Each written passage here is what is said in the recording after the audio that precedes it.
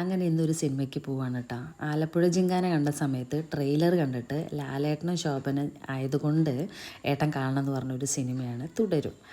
പക്ഷേ അതുമാത്രം ആ കാരണം അല്ലെങ്കിലും അത് കാണുമെന്നുള്ള കാര്യം പോണ സമയത്താണ് മനസ്സിലായത് കേട്ടോ.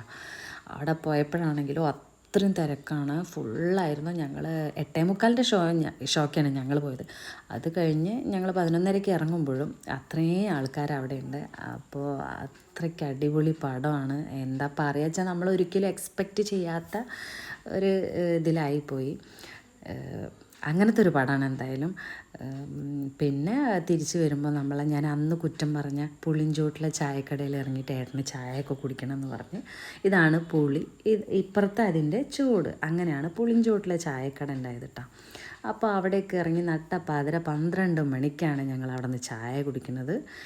അങ്ങനെ ചായയൊക്കെ കുടിച്ചിട്ട് വിജനമായ വഴിയിലൂടെ നേരെ വീട്ടിലേക്ക്.